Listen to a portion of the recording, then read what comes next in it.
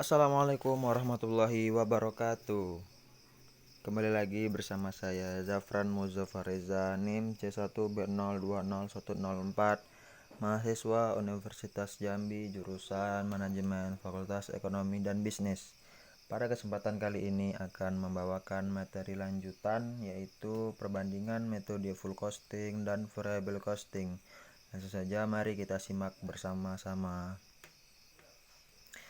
Full costing merupakan metode penentuan kos produksi yang memperhitungkan semua unsur biaya produksi ke dalam kos produksi, yang terdiri dari biaya bahan baku, biaya tenaga kerja langsung, dan biaya overhead pabrik, baik yang berperilaku variabel maupun tetap.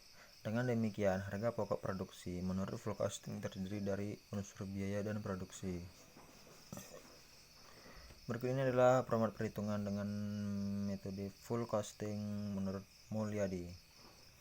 Persediaan awal barang dalam proses diletakkan di kredit, biaya bahan baku di debit, biaya tenaga kerja di debit, biaya overhead pabrik tetap di debit, biaya overhead pabrik variabel di debit.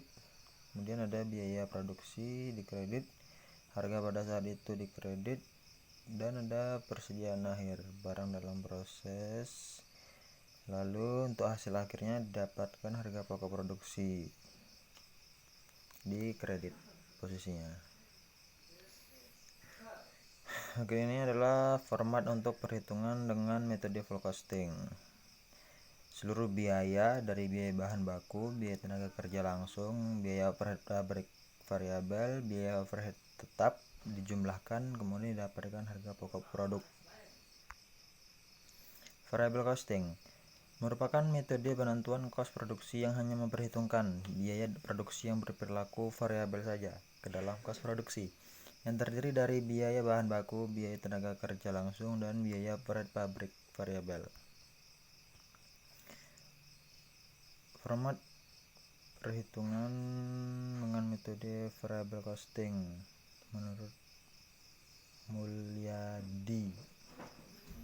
Bisa teman-teman lihat.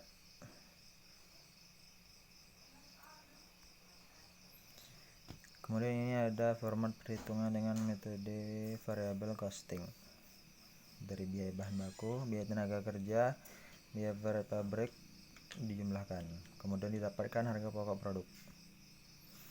Pembeda antara metode full costing dan variable costing adalah pengakuan biaya overhead pabrik tetap BOPT.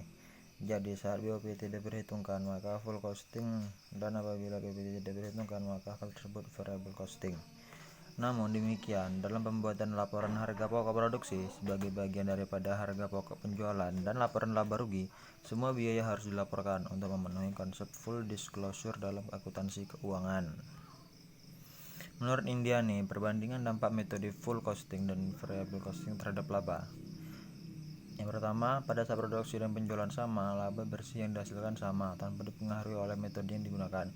Dengan menggunakan full costing, seluruh biaya overhead pabrik tetap dibebankan ke unit produk sebagai dari harga pokok penjualan. Oleh karenanya, dengan metode manapun, jika produksi sama dengan penjualan, tidak ada perubahan dalam persediaan, seluruh overhead pabrik tetap yang terjadi pada tahun tersebut akan dimasukkan ke dalam laporan laba rugi sebagai beban, sehingga laba bersih dengan kedua metode tersebut hasilnya sama. Yang kedua, pada saat produksi melebihi penjualan, laba bersih yang dilaporkan dengan menggunakan full costing biasanya lebih tinggi daripada laba bersih yang dilaporkan dengan menggunakan variable costing.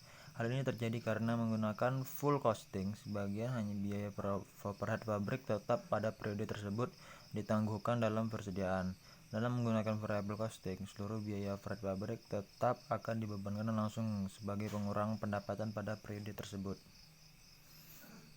Setelah beberapa periode, laba bersih yang dilaporkan dengan menggunakan metode full costing dan variable costing akan cenderung sama. Alasannya adalah bahwa dalam jangka panjang, penjualan tidak mungkin melebihi produksi ataupun produksi melebihi penjualan. Dalam jangka pendek, laba rugi akan cenderung berbeda. Sekian materi yang dapat saya sampaikan pada video kali ini. Semoga bisa bermanfaat. Saya mohon pamit undur diri. Terima kasih atas perhatian. Mohon maaf atas segala kekurangan. Wassalamualaikum warahmatullahi wabarakatuh.